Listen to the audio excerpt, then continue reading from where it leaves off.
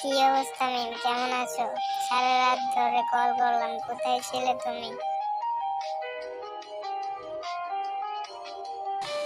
কি সমস্যা তোমার? রাস্তা আটকিয়েছো কেন? আমার ভাইয়া আমার পিছে পিছে আসছে। তুমি আগে বলো, রাত থেকে লাইনে আসছো না কেন? সরো সরো, ভাইয়া আমার পিছু পিছু আসছে, তোমার সাথে কথা বলা যাবে না। আর আমার মোবাইল ভাইয়ার কাছে।